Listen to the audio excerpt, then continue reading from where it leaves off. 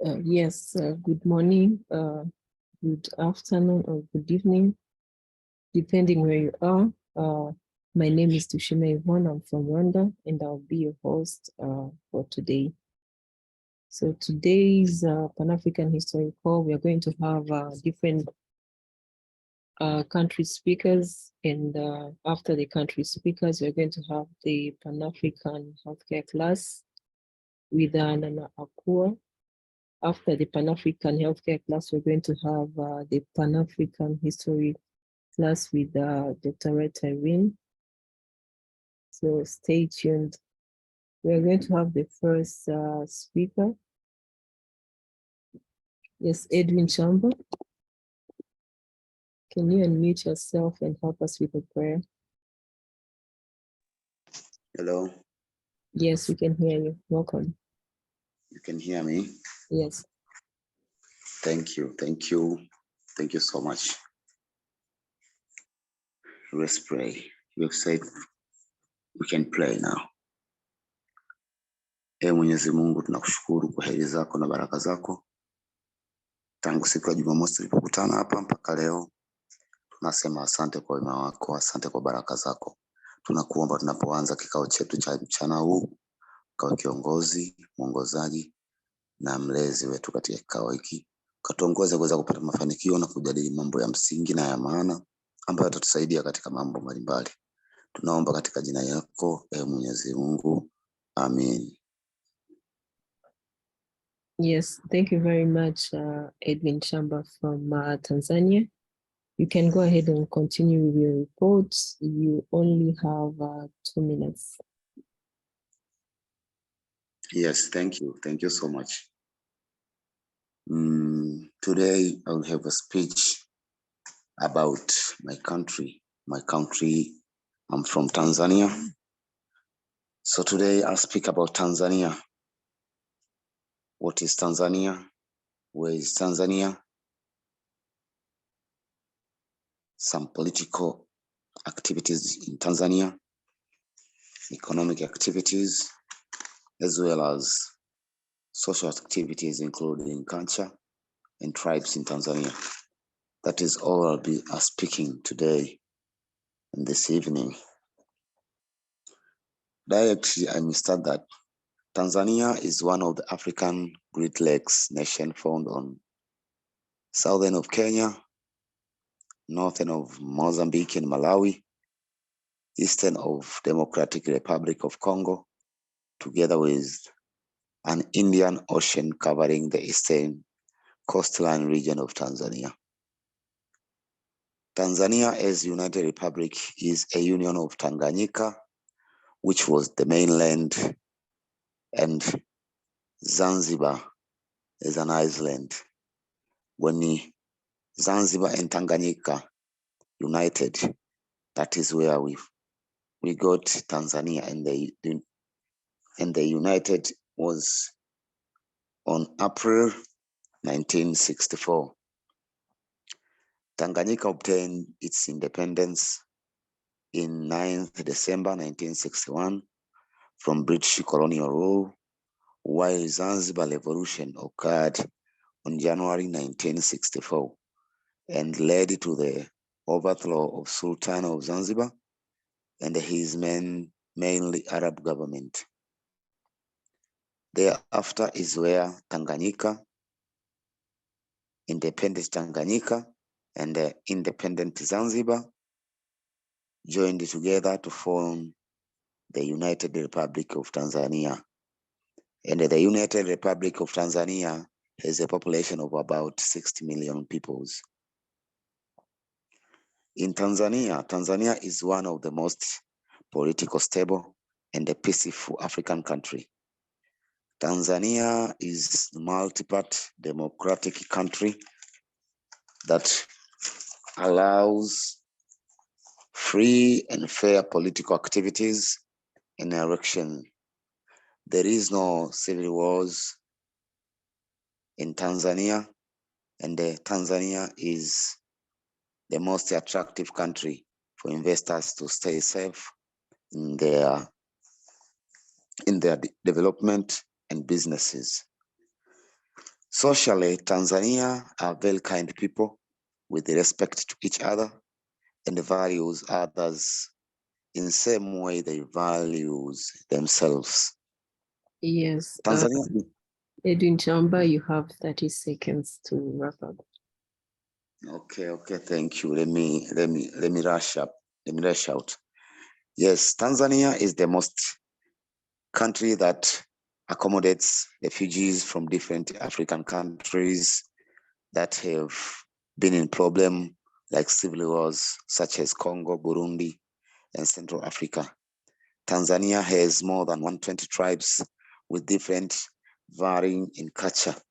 Economically, Tanzania deals with mining industry, agriculture industry, manufacturing industry, but mostly today I have to speak a little bit about tourism industry in Tanzania, which we have Mount Kilimanjaro, which is the highest mountain in Africa, Serengeti National Park, the most attractive park in the world. We have Kilwa and the Bagamoyo historical sites, and the most of the Zanzibar beaches, attractive beaches and hotels. Culture and traditional, including Swahili language and Bongo flavor, wearing of kitenge and ekanga, and including batik. That is all about Tanzania for today. May I thank you everyone for listening to me. You are most welcome in Tanzania. Thank you. I am because we are. Yes, thank you very much, Edwin Chamba from Tanzania. Up next, we're going to have Segawa Medi from Uganda. Yes, you can unmute yourself. Yeah, I think I'm muted. Yes. Yes, hello everyone. Yeah, it's Medi Segawa from Uganda, like they have been introduced. I prefer to call myself a social, well entrepreneur, futurist, educator, vlogger, Pan-Africanist and global shaper, and sometimes the CEO, community empowerment officer. So I'm glad to share this space with you today to talk about my country, Uganda. Just a moment. So I don't know if some of you know, Uganda is a country which is found on the equator, one of the countries on the equator. And actually, the former British Prime Minister by the name of Winston Churchill, he referred to Uganda as the Pearl of Africa. And this was even before he saw one of our biggest attractions, which is the mountain gorillas, which are found in Mugahinga Gorilla National Park and Bwindi. So current affairs in Uganda. So our president is President Yoweri Museveni, His Excellency. He's been in power for the last 37 years and counting. And he's an army guy, so he came to power around 1986. So other current affairs, we've had recent developments like youth development projects, and we've had an investment of around 380,000 US dollars. This is to help 1,400 youths in Uganda with youth empowerment, entrepreneurship, and also decent employment programs. So Uganda is a country which is quite ethnically diverse. We've got many tribes that speak different languages. There are over 56 tribes in Uganda, and some of them migrated from different countries, as others are from just within. The country lies between the arms of the eastern and western Rift Valleys of East Africa, and is mostly inhabited by the Bantu tribes. And with these, we include the Baganda, the Basoga, Bagwere, Batoro, Bachiga, Bajankale, to name but a few. There are quite many. So language-wise, in Uganda, the official language is English, and this is spoken by most educated people. And there are three major indigenous language families. We've got the Bantu, we've got the Central Sudanic, and the Nilotic. Swahili and Luganda are the other widely spoken languages. So culture-wise, Uganda is encompassed by a wide range of ethnic groups.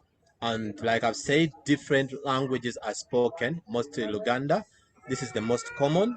So English is spoken by a small proportion of people. Bantu, Swahili, Nilotic, and Lumasaba, these are the other languages which are spoken. Still around the areas of culture, Christians make up around 85.2% of the Ugandan population. We've also got other groups like Sikhs and Hindus. and Muslims, who make up 12% of the population. So that's a brief about Uganda, the part of Africa enthused by Winston Churchill, the former British Prime Minister. So thank you. So I'll push it back to you.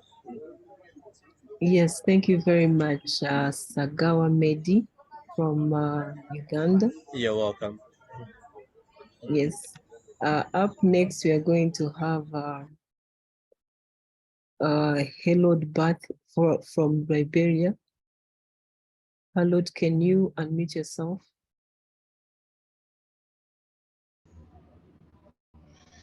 Am I unmuted now? Can you hear me? Yes, we can hear you. You have 2 minutes to present your report. Okay, so thank you very much. My name is Harold Barr from Liberia. And again, it's a privilege being here with my fellow brothers and sisters to talk about where we come from and what we hopefully hope to do or wish to see. So I'm from Liberia, and Liberia is a very little country on the west coast of Africa. It is bounded on the north by the Republic of Guinea, bounded on the south by the big Atlantic Ocean. On the west, we have Sierra Leone.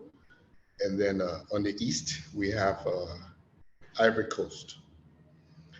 So Liberia was founded, got her independence in the year 1847. And this independence was granted through an organization, an international organization at the time called the American Colonization Society. This group was a group that comprised of clergymen, businessmen, former slaves owners, and stuff like that.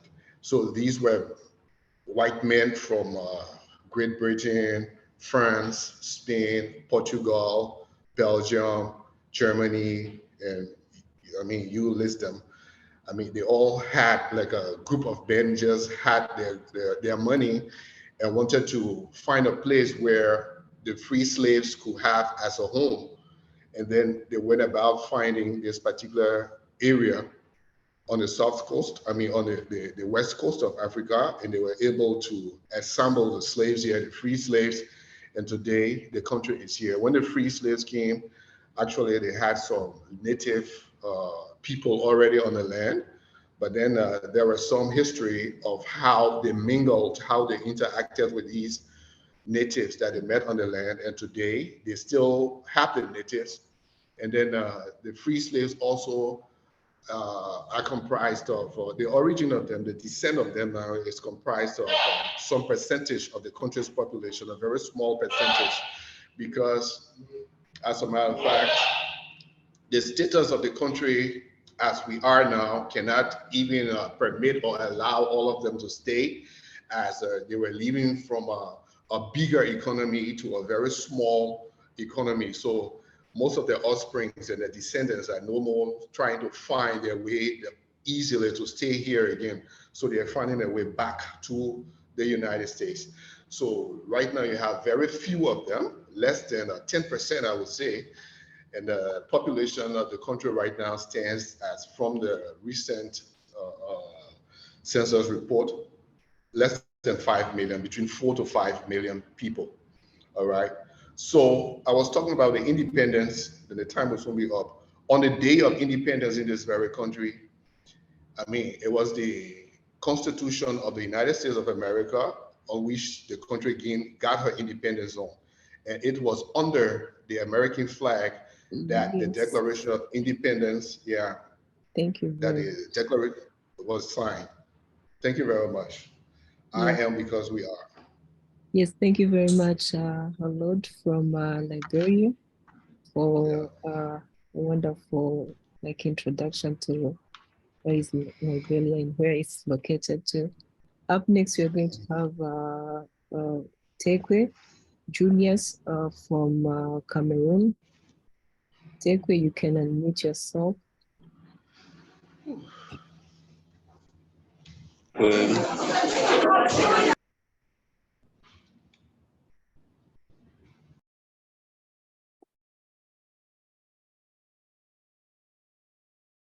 Yes, take it. You can unmute yourself. Okay, can you hear me? Yes, we can hear you. You have only 2 minutes to present your report. By the way, the very first thing, I extend my greetings to my fellow Pan-Africanists, and I am called Mr. Fontepe Julius, and right now I'm speaking in Cameroon, representing Cameroon in this Pan-African conference. And I would also like to apologize because where I am, it is a little bit noisy. So it was a tragedy of miscalculation. I knew that I had 1 hour into the conference, so please accept my apologies.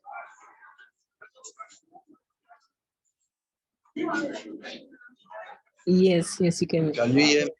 Yes, we can hear you. Okay. Yeah, Pan-Africanists, once again, accept my greetings from your humble comrade. I hail you in ecstasy on the basis of Pan-African international multilateral correlation, sustainability, and trust for one another. I embrace this initiative wherein we have become resilient and not in any way relent our efforts by taking over from our SY heroes to clamor until our continent together with its occupants are emancipated. For better, for worse, I express my willingness to integrate in all spheres with full responsibility. It's a privilege for me to be born a Cameroonian, strategically located in Central Africa. My country is endowed with an enormous variety of natural potentials and good for investment because of its location on the continent. Cameroon has approximately 250 native languages and also 2 official languages, that is English and French, which make her bilingual. The scars of colonialism and neo-colonialism are still visible here. A good case in point is a discrepancy that has existed between the English-speaking minority and the French-speaking majority for decades, which has eventually provoked a ferocious civil war for 6 years today. We are being ruled by a set of retired puppets backed by a group of parasitic felons. I believe the end is near, and no one can resist God's purpose from being made manifest. I currently reside and study in Boya, a town where Cameroon's tallest mountain is located. Long live Cameroon, long live our vision, short live our struggle, and long live Africa. So thank you very much for giving me this privilege, and I hope and wish to collaborate with you in all spheres of influence. As I rightly said, thank you. Yes, thank you very much. Fontekwe from Cameroon. Up next, we're going to have Craig Hamaimbo from Zambia. Craig, can you hear us? You can unmute yourself.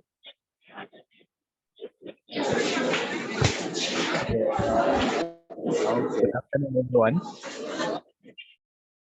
I don't know if you're able to get me.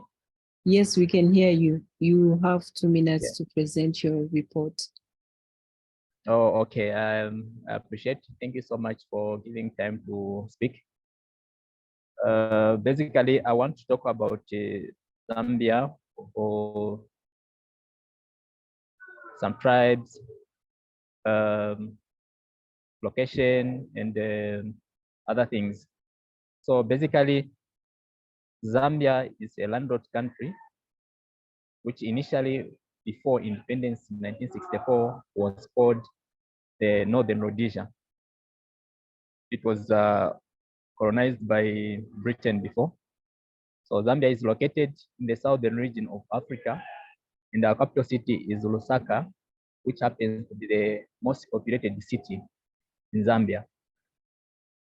We have approximate of about 72 ethnic groups of people, which includes amongst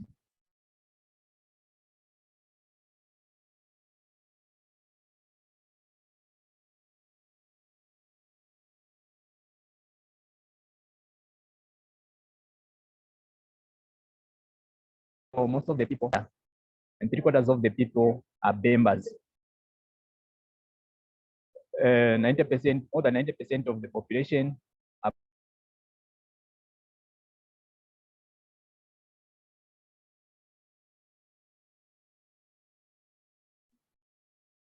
Hello, Craig, can you hear us?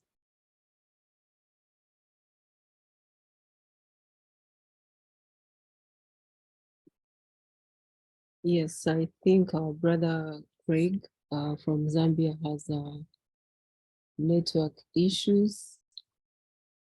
We are going to continue with the next speaker. Katlego Motlisti, hope I just pronounced your name well, from Botswana. Our sister from Botswana, you can unmute yourself.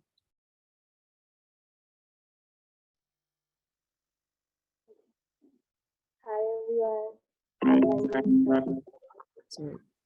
and I'm from Botswana. So firstly I'm going to talk about the era where Botswana was colonized by the British. So Botswana gained independence in 1966 under the leadership of our late former president, Cesar Zakama. So Botswana, it had unlikely prospects as independence in 1966. So it was a landlocked state surrounded by hostile white minority regions in South Africa and Rhodesia, which is now called Zimbabwe, and Southwest Africa, which is Namibia. So the British, it left the country, after colonizing us, it left the country economically impoverished and dependent on its neighboring countries. So decolonization, though, remained incomplete in much of the Southern African countries, where colonial liberation movements were met with brutal forms of oppression and large-scale human rights violations. So Botswana is set at the crossroads of this, how do I say it? It's set at the crossroads of this transnational struggle, facing decades of uncertainty and conflict and turbulence in the region. So he led the BDP, which is like a party in Botswana. He led it, and it dedicated itself to actually a non-racial democracy, which committed itself to liberal democratic freedom and individual rights. So Botswana's 1966 constitution, it safeguarded the rights of Africans and the small European population. So what I can say again is that Botswana, it would expose the flaws of apartheid in Africa by showcasing an attractive alternative, So in 1965, he told the foreign media that his government is aimed to show that Black and white people can live together harmoniously and work for the interests of their country. So Seretse Khama, he died shortly in 1980. But Botswana's non-racial democracy, it outlived the white minority region. So Seretse Khama's government, it proved not only that prioritization of human rights, even in times of physical insecurity and weakness, could offer the most strategic pathway toward a stronger and more prosperous future. So that is all I have to say. Everyone, thank you. Yes, thank you very much. I am because we are. Thank you very much, our sister from Botswana. Yes, up next we are going to have Alue Jobe from the Gambia, our brother from the Gambia. Can you unmute yourself?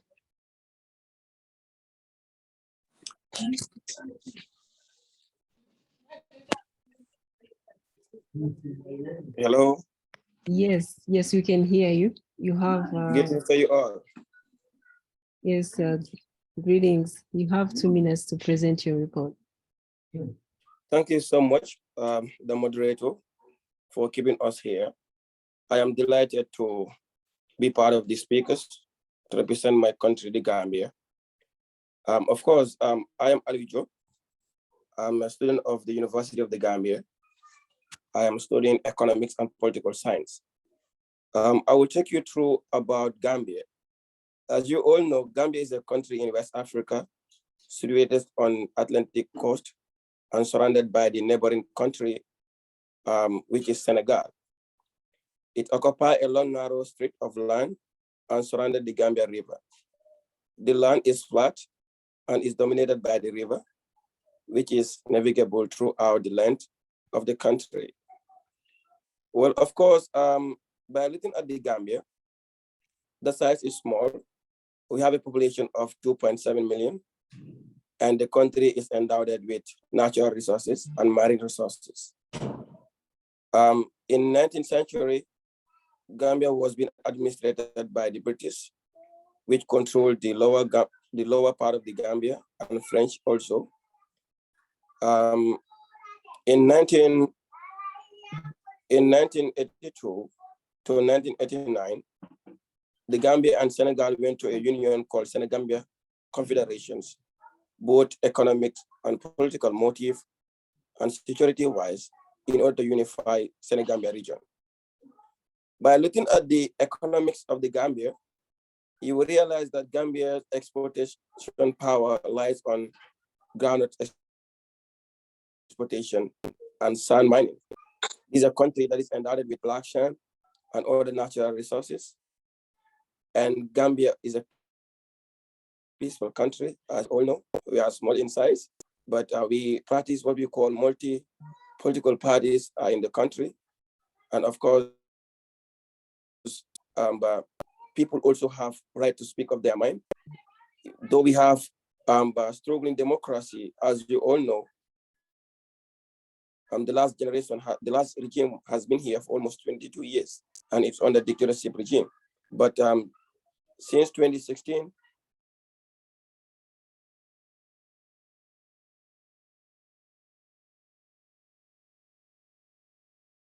Gambians went to lead the country with empathy and compassion for young people also to have a say in a democratic process. Just to tell you all, Gambia is a country where young people have taken the battle. Yes, you have. Young people also, and they also champion. And they okay. Thank you so much. I mean, to close, to wrap it up, this is a country that have played a significant role when it comes to the ECOWAS Parliament, and of course, when it comes to African Union. In 2010, Gambia hosted the AU Summit, and it was successful.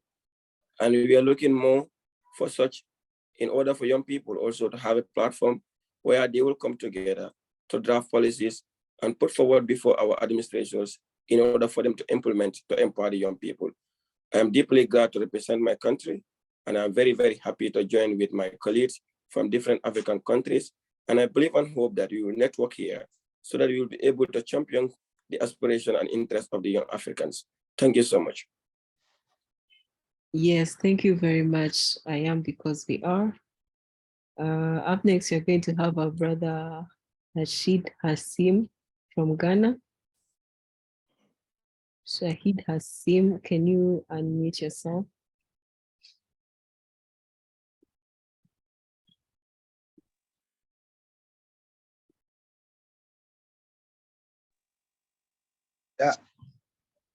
Yeah, thank you very much. Yes, thank you. You only have 2 minutes.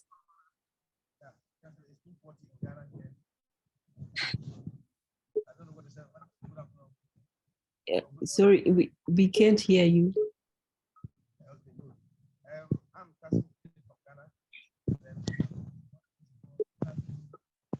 Sorry, Kasim, we can't hear you. I said, good afternoon to comrades. I want to take this opportunity to say good afternoon to everybody on this platform. I think it's a privilege today to also share one or two things about my country, Ghana, to my fellow African Africans. It's a privilege to say a little thing about Ghana. Ghana gained independence from British colonial rule in the year 1957. You all know about Kwame Nkrumah, whose vision was to unify the entire Africa. His vision was not for only Ghana, but for the entire Africa. In his words, Kwame Nkrumah was very inimical. During the Independence Day in 1957, he said, and I quote, "The independence of Ghana is meaningless unless it is linked up to the total liberation of African continent." What this means was that Kwame Nkrumah did not just see Ghana as Ghana. He wanted Ghana, he wanted the whole of Africa to be one, so that we would have formed the United States of Africa. We all know about in 1962, when the 32 African head of states met in Addis Ababa, their Kwame Nkrumah's aim was for Ghana to unify, to form one nation, but not independent nation. But his ideas, his ideologies, his principles were not considered. If you remember, some time back, the former president of Tanzania, Mwalimu Julius Kambarage Nyerere, said Kwame Nkrumah was right and they were wrong. Because Kwame Nkrumah on that day wanted them to leave that summit with one army, one central bank, with one currency. But the people never listened to Kwame Nkrumah because they began to enjoy, to become what you call as leaders. They began, nobody wanted to, lose his position as president. And that's the tragedy to find ourselves today. Ghana is a peaceful country, even though we have some few tribal wars in some communities, but relatively, one can say Ghana is a very peaceful country. There are so many tourist places, like we have the Park Crocodile Pond, we have the Elmina Castle, we have so many places. It's a very peaceful country, and then it is a multi-party democracy. It's a country that believes in the rule of law. It's a country that believes in free, fair, transparent, and credible elections. So far, since 92 up to date, Ghana have never had anything like a political junta or military takeover, even though before that we had some few of them. But then I want to talk to members on this platform that what we should be gearing towards is the unification of Africa. Africa must unite. Sometimes when they ask me, where do you come from? I say, I'm an African. Because in Ghana, we want to see a unified Africa. Ghana, just like my good brother said in other countries, have so many ethnic groups, so many tribes, but we unite together as one with a common purpose. I think the current president of Ghana is His Excellency Nana Addo Dankwa Akufo-Addo. Once again, I want to say good afternoon to everybody on the platform and to say that I'm grateful to be part of the conversation today. I am because we are. Thank you very much, and may God bless everybody. Yes, thank you very much, Kasim from Ghana. I am because we are. Yes, those were the speakers we had for today as we are waiting for Nana Akua to join and start the Pan-African healthcare class.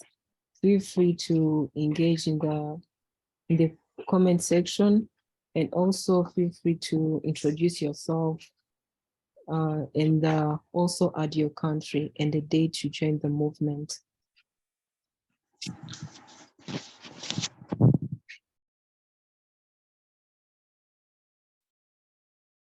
Yes, as you're waiting for Nana Akua to join, this year we launched the Global Green Book, the healthcare edition, if you didn't get a chance to get your copy, I'm going to share the link in the comment section that you can be able to purchase the book. And also, we thank everyone that continue to share safe places around their areas using our app, I Love Black People Safe Places app. And if you haven't downloaded the app yet, you can check on your Apple Store or Play Store. I Love Black People Safe Places app, and start sharing safe places around your area that we can continue to protect Black people from racism and xenophobia. Yes, if you're new here, it's your first time to attend the call. This is I Love Black People. Our mission is to protect Black people from racism and xenophobia using technology.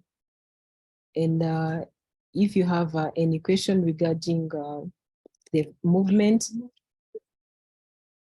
I'm going to share the link to our website where you can get more information, but also you can still reach out to us. Yes, I can see that Nana Akua joined. And if you would like to receive a shout out from Nana Akua, you can just turn your camera on. Welcome, Nana Akua. She likes. Greetings.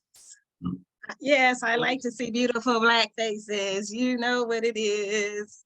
Good morning, good afternoon, good evening.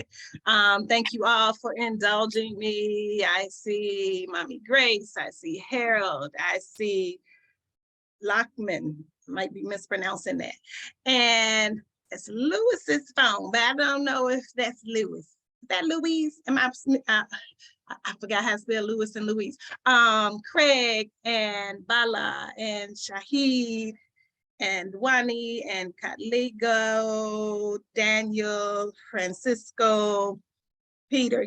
I'm cheating Peter. I'm not trying the last name. That's me being lazy. Saya Bonga.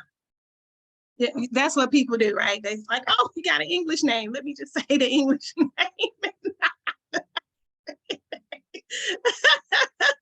I'm gonna do better. But greetings, everyone. I am happy to see you all. And a lot of people turn their cameras on today. It's working, Yvonne. We just gotta keep saying it.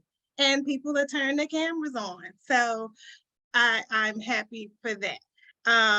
But I understand that we are always doing other things. And if people can listen in and not have the cameras on, that's good too. So I'm okay with it all. And I'm always happy with those of us who have come because we are the ones that are supposed to be here. Savior, there's some more people come on. Okay, well, great. So let me just start off with saying, welcome. This is, we have restarted the cycle of the healthcare lecture series. So, we do this in intervals of 8 lessons. So we are restarting. If you kind of jump in here and there, or if you've been in before, hopefully you are catching something that you haven't heard before, or if you've heard it before, hopefully I'll say something a little different that will make it still interesting so you'll keep coming back. But I want to first say, if we have anyone joining us from the US here, we are looking for ambassadors, right? Members or supporters who have joined the meetings, who have supported us in whatever ways, who believe in what we're doing. We'd like you to consider becoming an ambassador. And we are having a meetup on tomorrow at 3 p.m. And hopefully Yvonne can put that link in the chat. So we want to make sure that we invite our US supporters and members, and we love all of our members and supporters that are on the continent and other parts of the world, but our numbers are sort of lower here in the US. And so we love all of the support we get from those of you that are joining us in Africa, but those of us here in the US, we got to do better, right? And so we just want to get our increase our membership and our ambassadorship here. So we are planning this for tomorrow, the 19th, at 3 p.m. Eastern Standard Time here in the US. So again, if Yvonne will post that link so that they can join that meetup, that would be great. So let me pull up my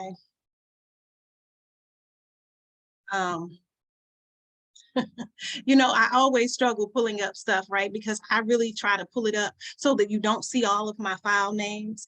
But I was on a meeting with an organization the other day and they shared the screen and, you know, the person easily did it. You know, they opened up their file, you know, thing and you could see all of their stuff and they quickly did it. But for me, I'm always like, I want to pull it up and just show you the document. I don't want you to see all of my, even the other names of my files.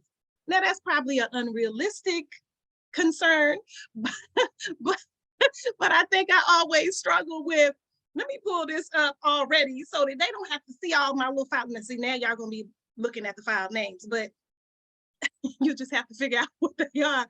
But I think that's been my problem, but apparently people do that. They share their screen, they pull up their document, and it's not an issue. I think I've always made it an issue, probably doesn't have to be. But I said all that to say, Yvonne, share the screen or give me the ability to share the screen. And I'm gonna try and pull up our lesson packet quickly.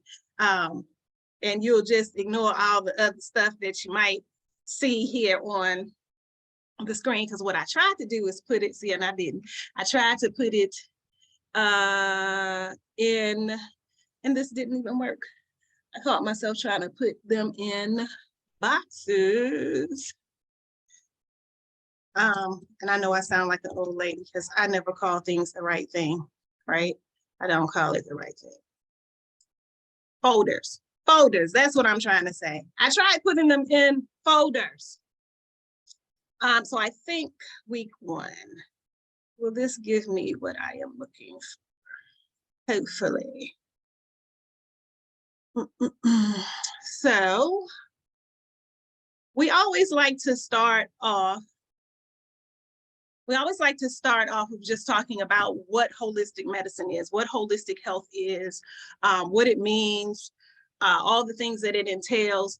But I think what I want to say today is it's very important to be able to take charge of your health and to be able to have an active role in that, and to be able to do things for yourself on a daily basis without going to the clinic, without going to the hospital, without going to a doctor's appointment.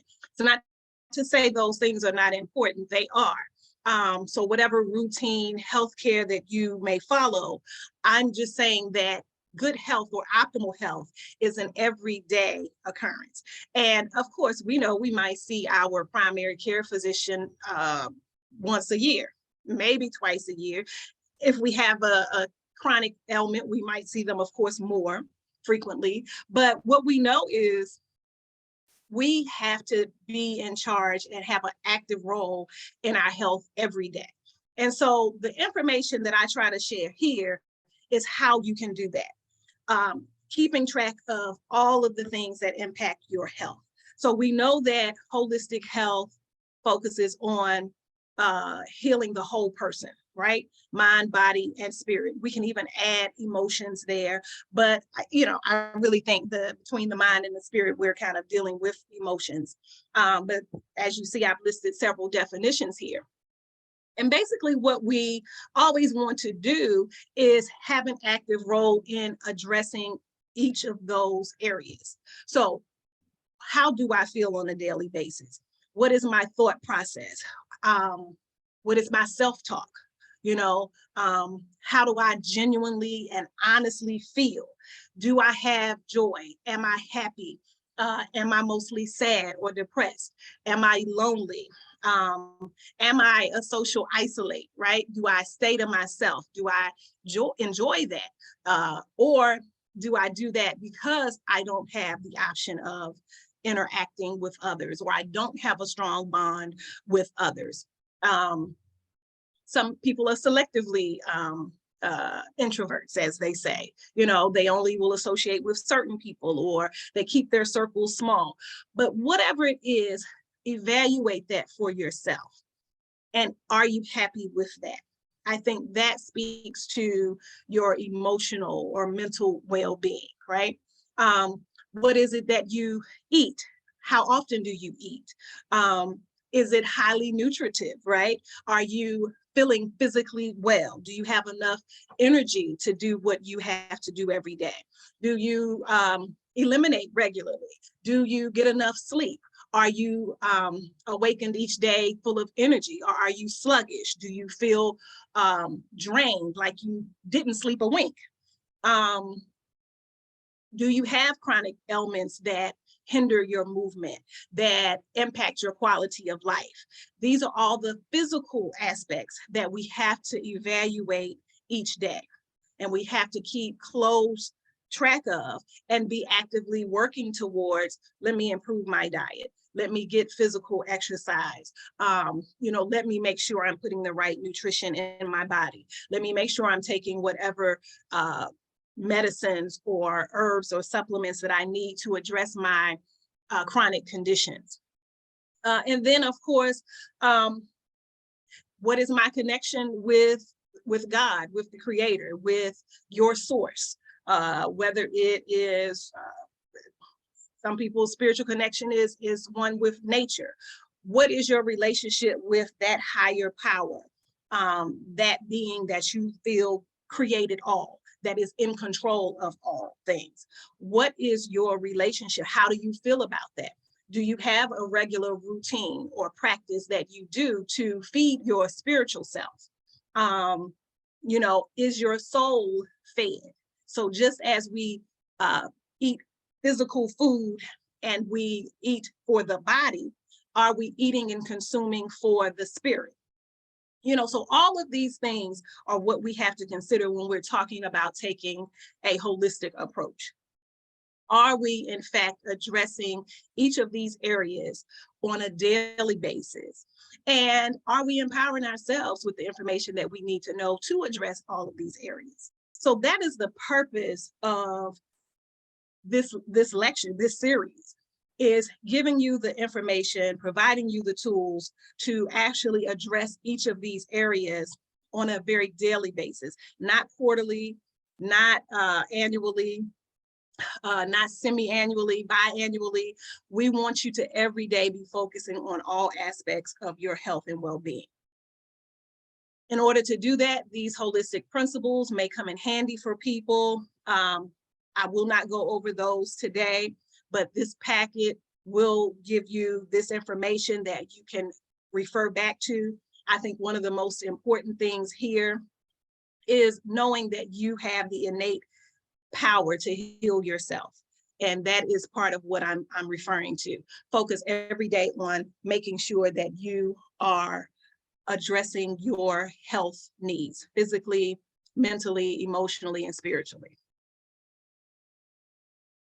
We know that when we're talking about natural healing or holistic healing, there are many terms or words that we associate with it. I just happened to find this handout where it says alternative therapies. Let me tell you a little secret. I really don't like that word, alternative. And even what we consider traditional is really not what I consider traditional, because most people consider allopathic or Western medicine, from, the medical industry, prescriptions, different procedures. The greater world probably considers that as traditional medicine. I'm sort of the opposite of that. I think what was the original, right, is the traditional, right? And so I would consider all of these things traditional medicine, traditional healing, natural healing, holistic wellness. But these may include any and more of these that are listed here: massage, acupuncture, chiropractic, faith healing or spiritual healing, water therapy, exercise therapy, homeopathy, nutritional therapy, herbs, all of these types of things, music therapy even. There's so many different new age or metaphysical, you know, they're all sorts of aspects of natural, traditional, or holistic therapies, not so much alternative therapies. But speaking of traditional therapies, traditional healing, we know that our ancestors, we know that the original people, indigenous people, right, throughout the planet have always used natural remedies, natural medicines, herbs, and things of that nature to address healing and to address any imbalances that we have in the body. And so I always like to show this picture of this Sangoma, where there is a ritual, there is a means of finding the answer, right? But what I also... Sorry, Nana, we can't see your screen. You can't see my screen? See, I thought I did so good showing the screen. So you just see me. But what do you see? No, we can see week 1. I love Black people, week 1. You just see all the files that I said I didn't want you to see. That's what you can see. Yes. That is hilarious. But at least it was just the... Oh, wait a minute. Oh, here it is. Thank you for telling me. Okay, so what you see now? Still the same. And you still don't see, and you still don't see the same. Okay, so you still just seeing the documents. Yes. I can't even close that one. See, I always manage to mess it up somehow. Okay, see, this is why I usually give up and say, never mind. Okay, do you see it now? Oh gosh. No. Yeah, no, of course not now. Because I double clicked something. So if I clicked here, do you see it now? No. Yeah, okay, well then let's forget it. You just have to look at my pretty brown face. Sorry, not sorry. Well then let me continue looking at what I was looking at, and I'll just try to explain it as well as I can. I need a whole assistant for my whole life for many different reasons. This is one of them. So the picture was this beautiful Sangoma, right? A traditional healer, right? And I was showing in the picture, there are different herbs that your standard traditional healer from whatever part of the world, but definitely in different parts of Africa, will always have access and have knowledge to healing herbs. And so I always point that out, because when we're talking about some of the herbs that we'll go through in the class, they may or may not be available where you are. So we know that locally, you can always find your local traditional healer, your traditional priest, your local herbs person that will have what is readily available to you in your area. Another thing that we cover in this first course is just some of the ways in which to focus on managing your health, right? We know that we have to take personal responsibility for our own health and well-being, as I've pretty much pointed out already. We have that innate healing power, and that always the person, the individual, the client, the patient, what have you, should always be treated as that personal individual and not the disease that they may be struggling with or battling. And then we know that finding an adequate approach or treatment, cure, whatever words may be used for a problem always lies in finding the root cause, not just eliminating or alleviating symptoms. So these are just some good healing principles that I think are good as you begin to take an active role in your health and what to do in terms of regaining health, maintaining health, all of those things. So we'll look at throughout this course dietary considerations, different types of diets. We'll talk about detoxification. We'll talk about cleansing and fasting. We'll talk about what different herbs do and how they are traditionally used. We'll talk about homeopathic remedies. We'll talk about essential oils, flower essences. And I feel like I'm leaving out something else, but vitamins, minerals, all the aspects of nutrition, how to get good sources of our proteins, and so on and so forth. And so we do cover part of that in this class. And yeah, this is one of those things I probably wish you could be looking at. And I think we've tried having the moderators show the handouts, but then they didn't really show on the screen that great either. And then I couldn't move them. But you'll just, again, have to listen to my voice. So with nutrition, we know that nutrients are what and why we eat, right? Okay, well, most people maybe won't agree with that, right? Because sometimes we eat just for the joy of it, the pleasure of it, for the fun of it, the taste. We just enjoy different types of foods and how they taste. But we know that foods contain substances, right, that provide nourishment for our bodies. So we really should adapt an approach of eating to live, not living to eat. And we also know that what we, well, this applies to what we eat, but it also applies to what we think and do and all of that. But we know that what we eat, we become. We manifest a particular environment for our body to either heal itself or to, you know, be overcome with disease. And so we know that while we are very social beings and we have very much to do about eating around our social events and gatherings and such, but we have to focus on whether we are getting proper nutrition from our bodies, or into our bodies from our diet. So we know that there are 6 main types of nutrients. There are carbohydrates, fats, proteins, vitamins, minerals, and water. And we know that all of these are essential, right?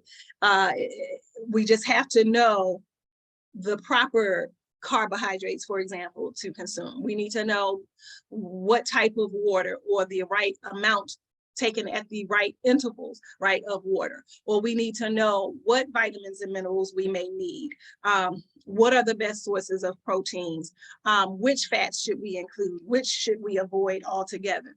So all of these elements are essential, right? They are these 6 types of nutrients. They are all needed, all necessary. And we just have to learn what is best for our bodies to sustain vibrant, optimal living. So let's talk about proteins first. And again, I know that you can't see the chart, but we know that proteins we generally will think about in terms of just flesh, in terms of meat, right? So we understand most people will look at that as your beef and pork and chicken and other, wild meats or game, as they call it, maybe fish, maybe eggs, maybe seafood, things of that nature. But we know that there are other natural sources of protein, and we know that we need protein. Protein is what fuels or provides the body with amino acids, and amino acids are the building blocks of proteins, and we need those for growth, for development, for skin and tissue repair, for the maintenance of our body tissues, bones, muscles. All of this is needed from protein.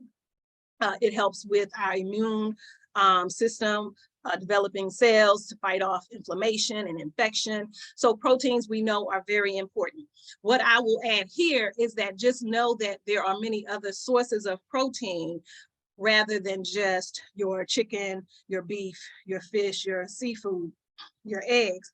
There's spirulina, which is a supplement or a plant that is from the ocean, and it's highly nutritive. It has 58 grams of protein in it, right?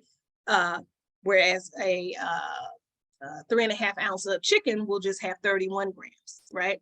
Chlorella, right? Another green food or seafood vegetable, right? That has 58 grams of protein. There's TVP, there's hemp seeds, there's lentils, there's pumpkin seeds, even peanut butter, almonds or almond butter, black beans, tempeh, seitan, quinoa. There's so many other sources of proteins where you do not have to just consume flesh.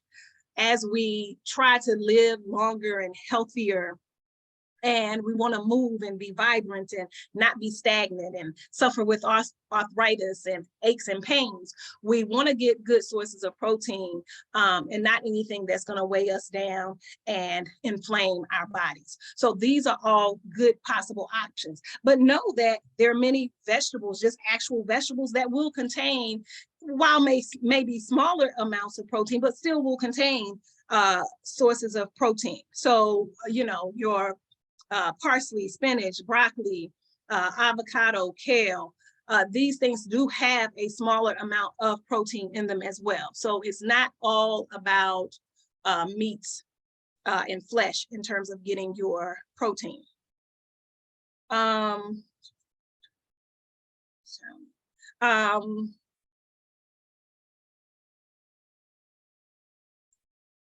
think I will save the other nutrients. We know that we have 2 other macronutrients to talk about, the fats and carbohydrates, and then we have the micronutrients, your vitamins and minerals, that we'll talk about next week. And while I thought I had learned how to show the screen, I'll try it again. But always you can get from the WhatsApp group, or you can ask me to send you the packet through email, and I'll gladly share those with you. And let me just see. So someone's asking a question that is a good global Green Book question, right? And the importance of having ambassadors throughout, you know, the world. But someone's asking about an herbalist in a particular part here in the US, in Virginia. It was a challenge getting referrals, but I think I got a really good list of holistic practitioners throughout the States especially, but even several in Ghana. I did have some people refer some businesses to me in Ghana that do holistic health. But if you haven't bought the book, I suggest you buy the book or download it, because I don't remember right off my head who is in Alexandria, Virginia, but we definitely have some healers who do herbs in Alexandria, Virginia. Oh, you asked the question several times. Okay, I wasn't looking before. I guess Chris was like, I'm gonna ask you again about an herbalist.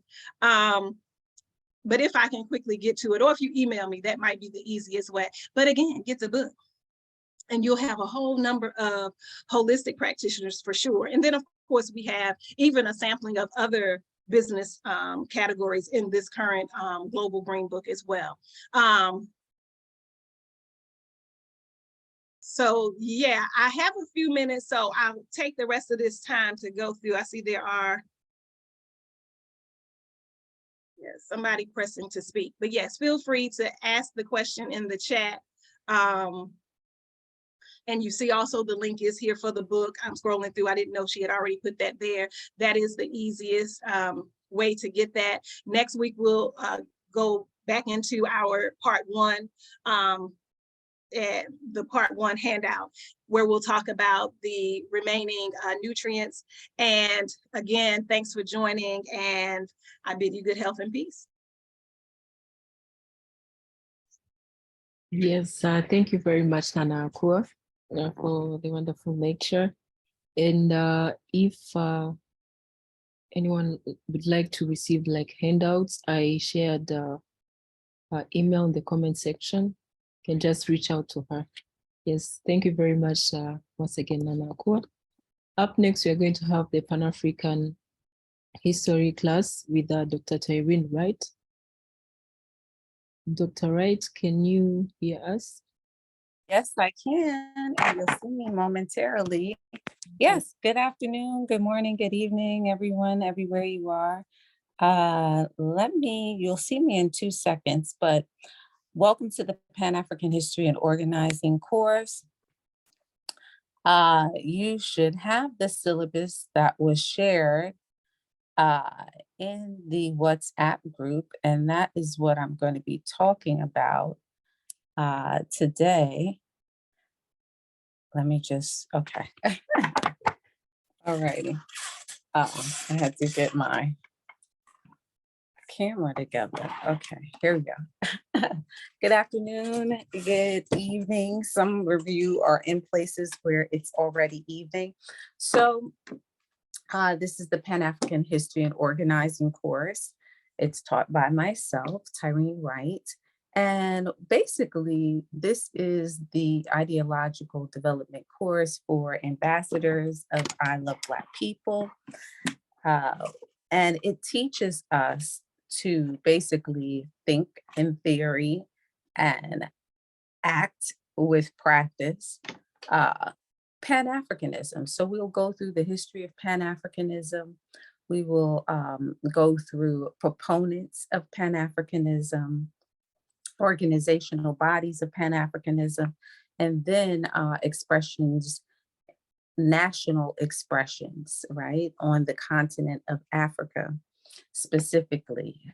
So it gives you a good grounding in the history of Pan-Africanism, what that means for us on the continent, in the diaspora, everywhere we are, and essentially allows you to not just think that what you're doing is inconsequential as ambassadors, but that you are in a continuous struggle and in a tradition of struggle for Pan-Africanism, AKA unity, okay?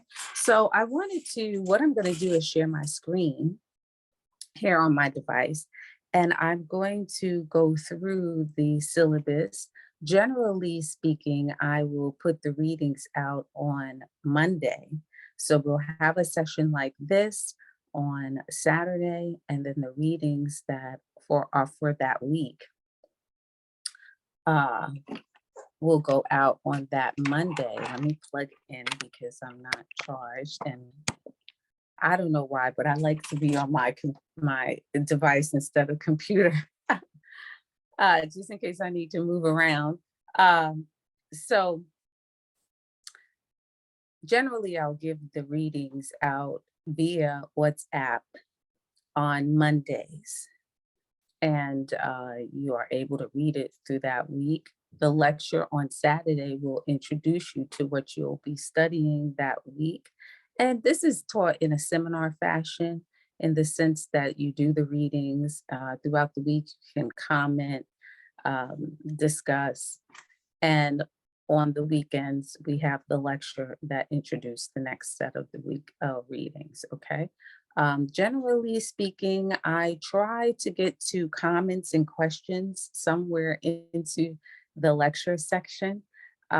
Sometimes it works, sometimes it doesn't, but I try not to go so far over that I can't get to questions and comments in the Zoom, okay? So what I'm going to do right now is I'm going to share my screen. Well, I'm going to go off camera for 2 seconds and I'm going to share my screen. And yes, I will get around to sort of talking about who I am and all that kind of stuff, but I do like to just sort of jump right in. So I will jump right in and then come back and tell you a little bit about myself and what we've been doing here at I Love Black People in terms of this course. I will say though, you all are the 23rd. Doesn't seem like that's right. It has to be more than 23 at this point. But for the purpose of being consistent, it says it's the 23rd course. So the 23rd cycle of this course or seminar. So we've been doing this ideological development course since May of 2020. So now we're approaching May again, it's March of 2023. So we've had, 6 to 8 week cycles for the last almost 3 years now, okay? So I'm happy that you all are with us. And, this is part of loving African people and Black people through action, okay?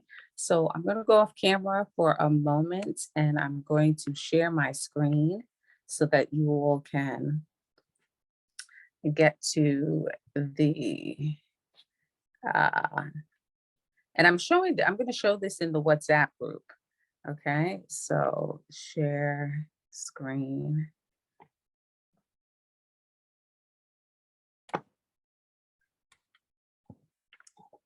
Okay, now you just see my screen here. Okay, here we go. So this is the syllabus, and those of you who can see it in color, I hope everyone can. I have changed the syllabus into red, black, and green, the Bandera colors, for the purpose of this course, right? So the aesthetic aspect of Pan-Africanism. So we have the red, the black, the green. So here is the introduction to Pan-African History and Organizing and Ideological Training Seminar syllabus for I Love Black People. And this is the spring of 2023. So I'm gonna read it to you. I don't even have my glasses on, but well, maybe I'll get my glasses. 1 second, okay. So,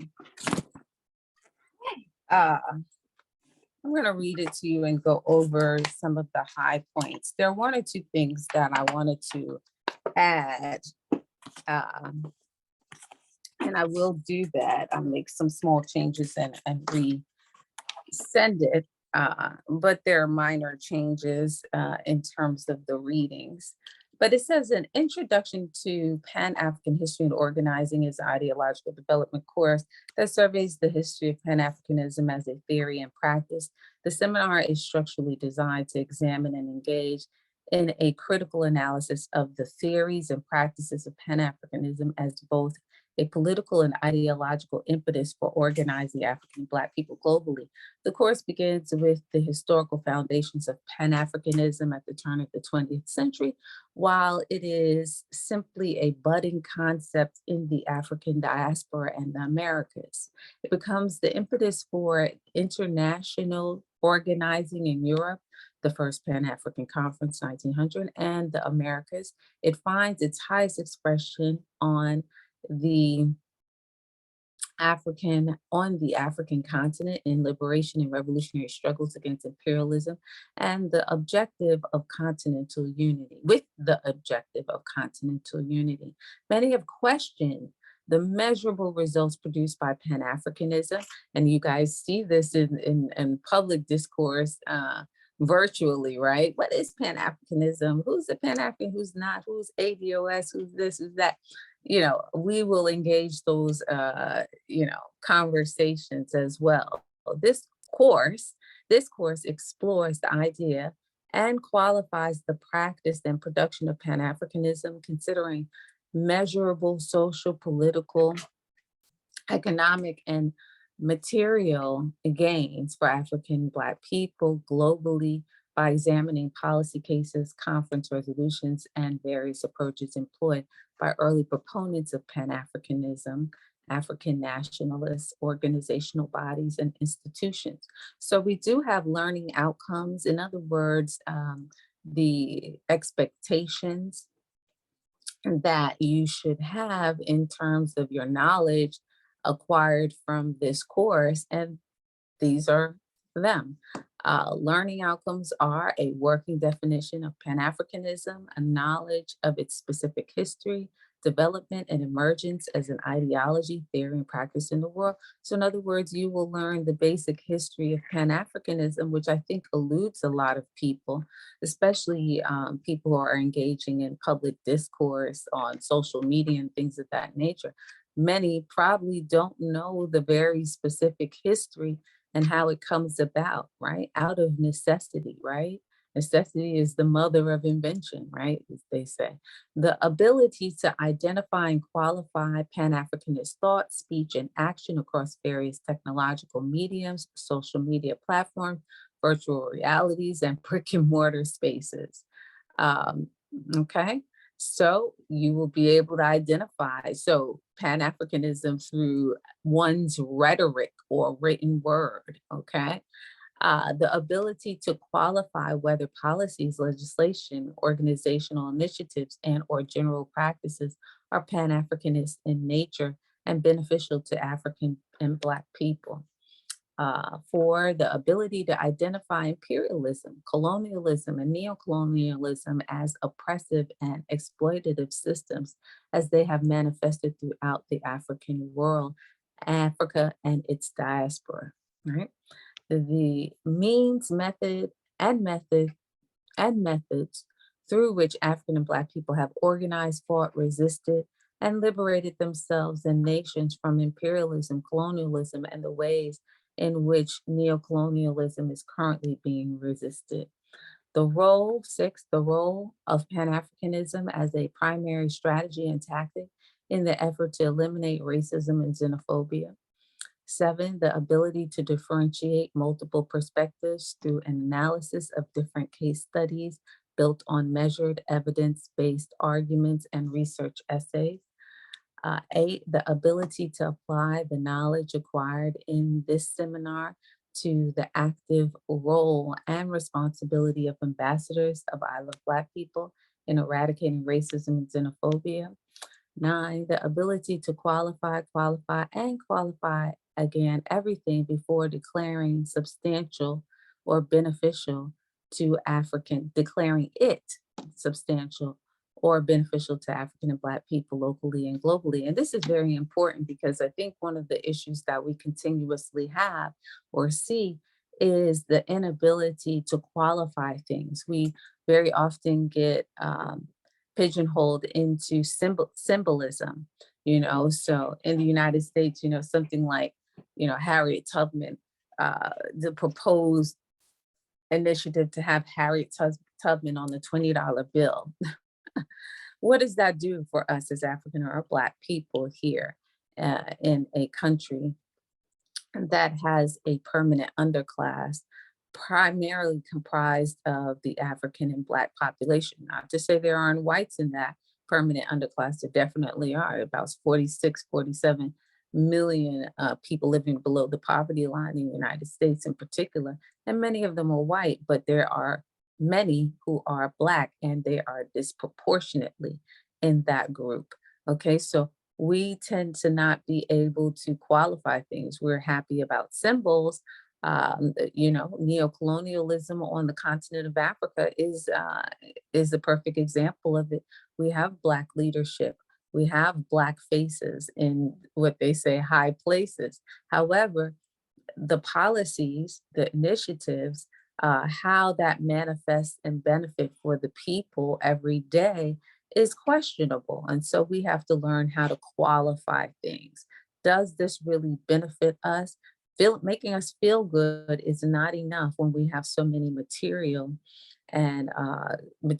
issues and conditions that are produced from white supremacy and culture as it manifests as neocolonialism, okay?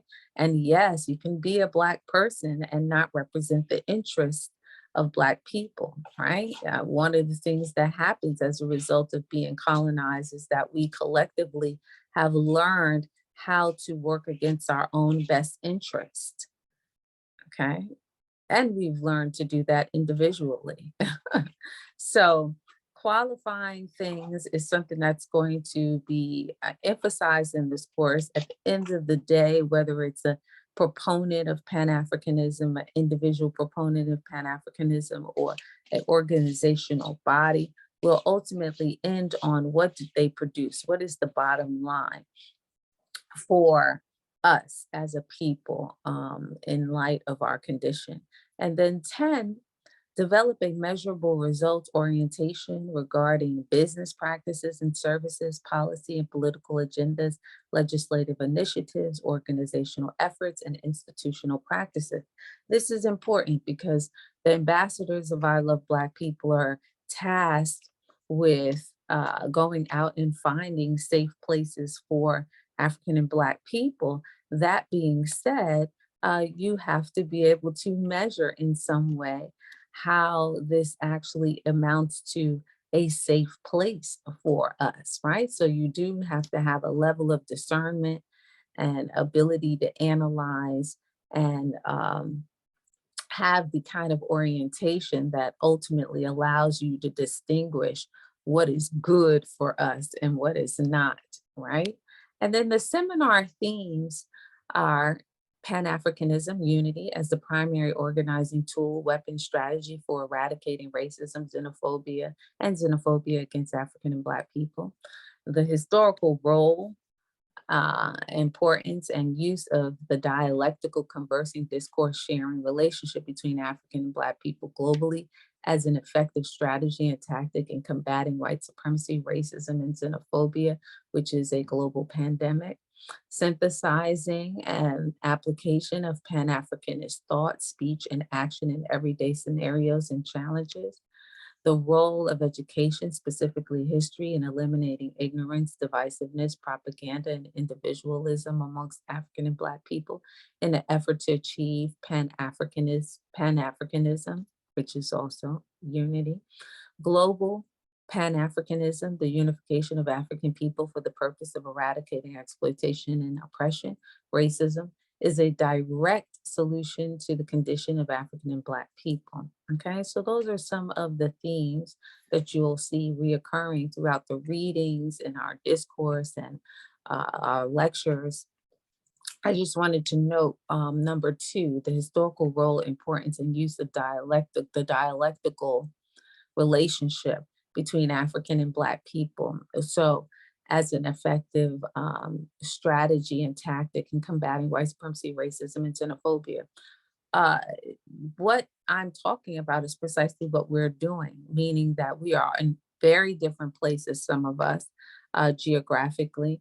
That being said, you know, our discourse about what is happening on the continent of Africa, what is happening in the Caribbean, Central and South America, what is happening to African people in the United States is part of how we share, this discourse is how we share information about our reality. We don't generally get that information from the large, you know, broadcasts and publications or television or anything like that. We are actually on the ground and we know what our condition is, and we are sharing some of the problems and issues that we are having, which oftentimes mirror each other. Okay, we mirror each other in our conditions, but there are nuances that are specific to the continent, that are specific to the US, that are specific to the African populations in Europe, so on and so forth. So we have historically, African people, and this is something that people might not want you to know, we have historically been in dialogue around our condition, at least, and really even before 1900, this discourse was underway, okay, between African people on the continent of Africa, in the diaspora, in Europe. We have been communicating about our common and collective condition. We are aware of the fact that worldwide, African people, Black people have been marginalized.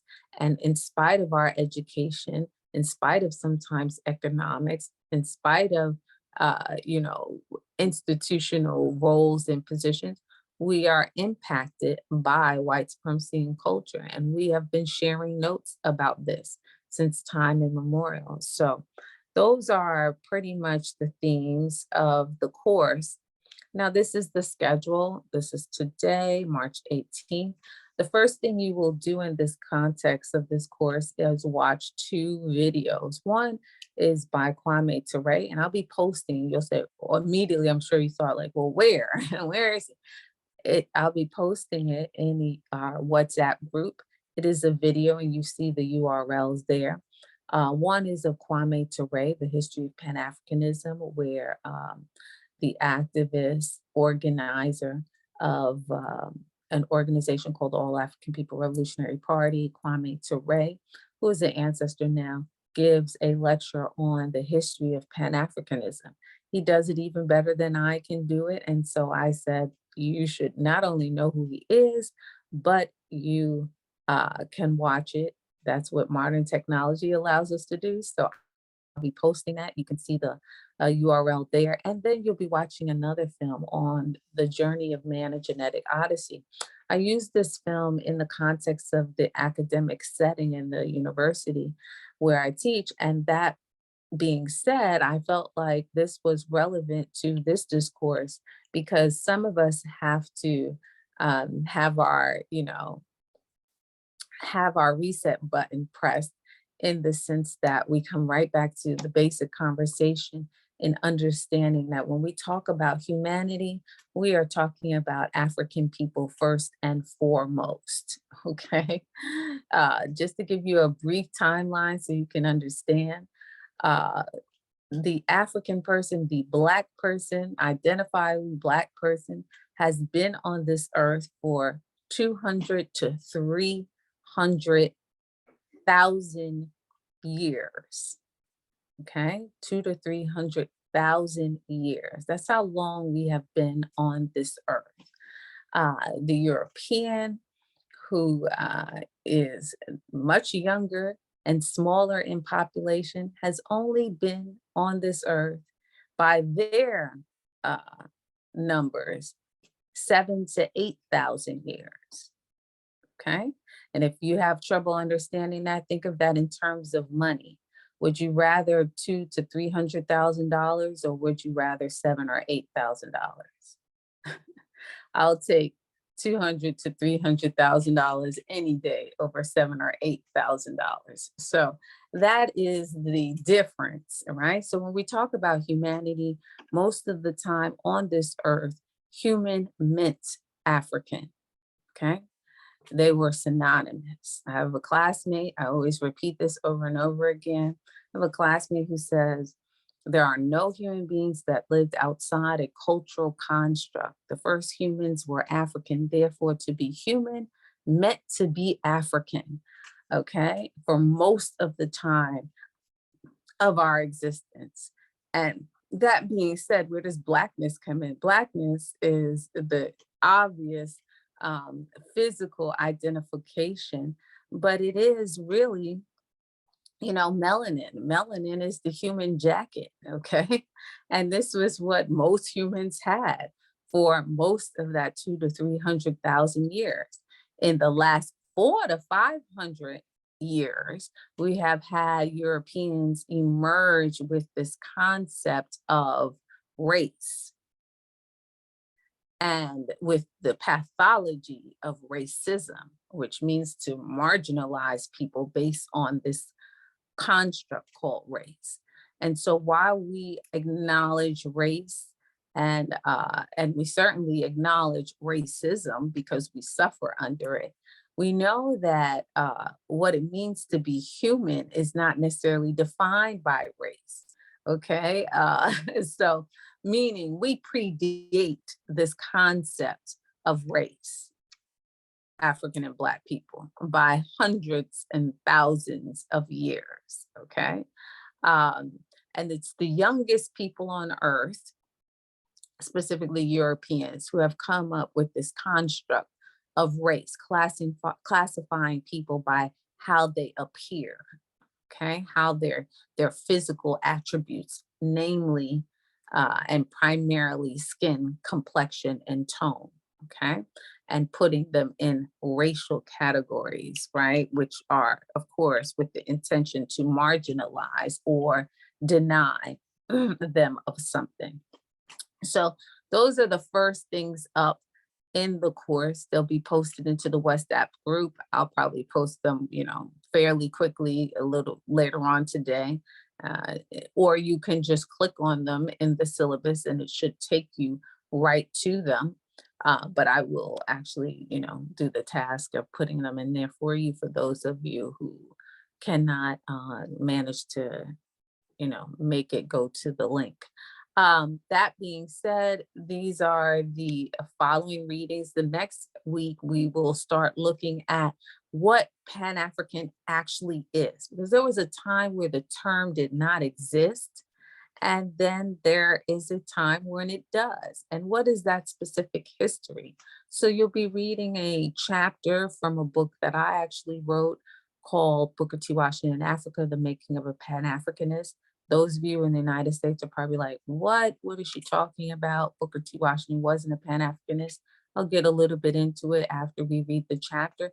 That being said, in that chapter on Booker T. Washington, Pan-Africanism and Pan-Africanists, I actually lay out the history of Pan-Africanism in detail, so you can understand where it comes from, how it emerged, okay, and what were the guiding thoughts and principles that undergirded it, okay? What were we thinking at that moment in time? What was the impetus for such a movement initially?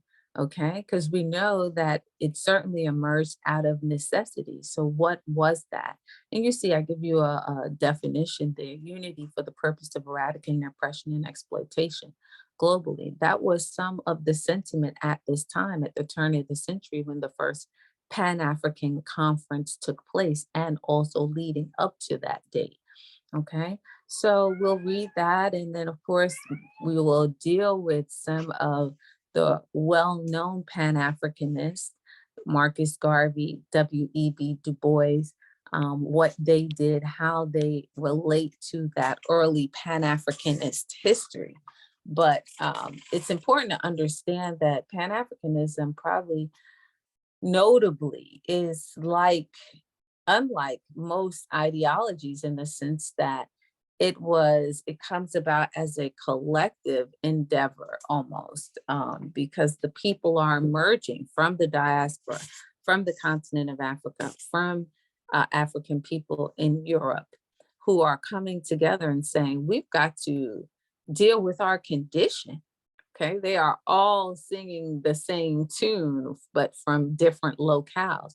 So very important to know, because we still are doing that, and that's not unproductive, but we've got to undergird it in the tradition that it exists, and remember what the guiding mission and principles of Pan-Africanism are and were.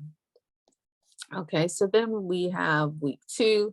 I recently put this into the curriculum, where we talk about the liberation of African women as part of our struggle, as part of the objectives of our overall freedom. Very important conversation, because I do know, because this course extends to our consumption of social media and virtual platforms, the dialogue and the discourse around women is very interesting here in the diaspora and elsewhere.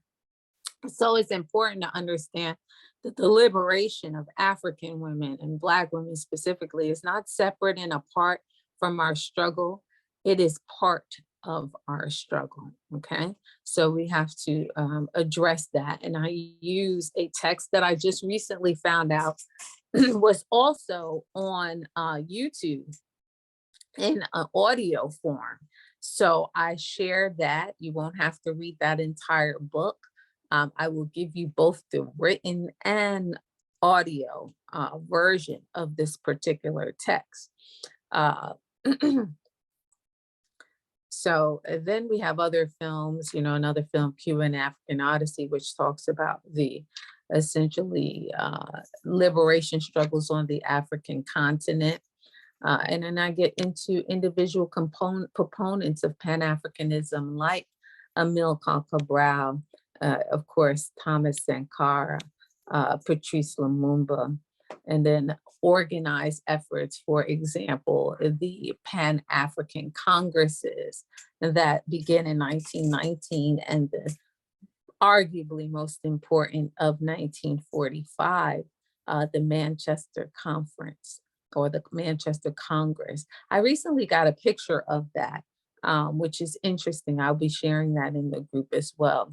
Okay, but also, you know, organized bodies and addresses to other bodies. And this is an interesting contrast. Haile Selassie addressed to the League of Nations. Now, the League of Nations is not an African or Pan-African body. And so it's interesting to see what his address was and what came of it, because what happens when you are talking to the wrong audience, really, to be honest with you, okay? What is the League of Nations commitment or level of commitment to African people and remedying and addressing colonialism and oppression and exploitation? Probably none, but we're going to talk about it. So then, of course, we end with actionable steps that you can take. As some of you may know, there has been an update of the app, which I was very impressed with, and it allows you to be more specific about and deliberate about choosing safe places for African and Black people. And this is very important because, all right, so I'm gonna close that and I'm gonna stop my share. This is very important because of the fact that this could save people's lives, okay? This could save our lives. This could save your life, knowing where to go and where not to go. So a very important point. So it's important that you understand that even the smallest efforts on your part are great contributions to what we're trying to do collectively. I'm going to stop there. I'll talk a little bit, I guess, another time about, you know, my context, but I will say this, that I'm the author of the book, one of the books that we're going to read a chapter from. I teach for the City University of New York, amongst other things. I research and constantly write about our condition. And I'm teaching this course and have been teaching this course for some time with I Love Black People. Okay, so any questions, comments, problems, or issues? All right, hi, good day. All right. Welcome from Ghana. Okay. Zoe. What else? Okay, so this is somebody else. Oh, okay. No problem. We're glad you're joining us, Otema. All right, so it doesn't seem like there's too many questions. The standard is my, wait.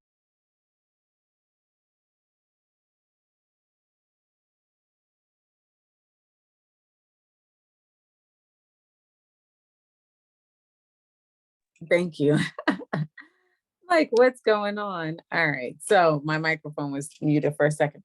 So typically this session is a half an hour. I don't know if I'm over or not because I can't see the time, but typically the lecture is going to be just, you know, to foreshadow what is to come in terms of the readings, and you will be able to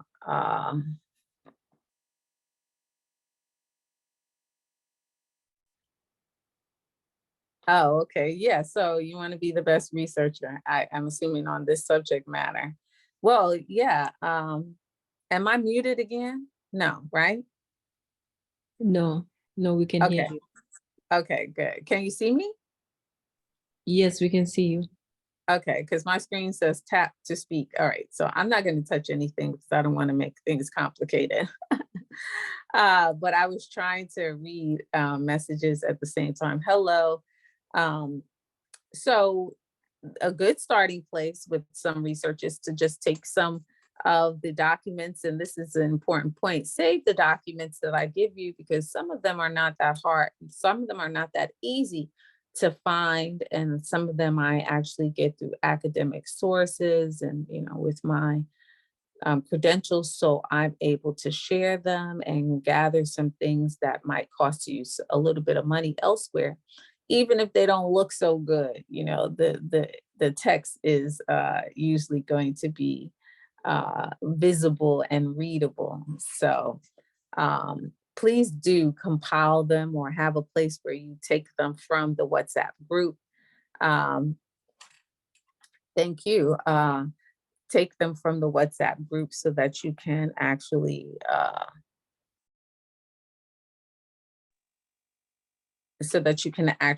read them at a later date as well, you know, because learning is continuous. So, all right, so I'm going to end there. Thank you all for staying to the end. If you've been on here since 10 o'clock, you know, that's pretty long. So I'm going to cut it short. Sometimes I go over, but I'm trying not to. And I will see you next week. I'll be posting the films in the WhatsApp group. If you are not in the course, please communicate with the administrators in the WhatsApp in the chat right now so that they can give you the information. Thank you, Wani Isaac. Thank you for being here.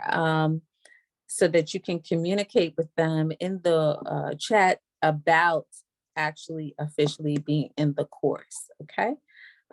Thank you again for joining us, staying on to the end. Stay safe, and I am because we are, okay? Yes, thank you very much, Dr. Wright. Thank you. For the lecture. Enjoy the rest of your weekend. I am because we are.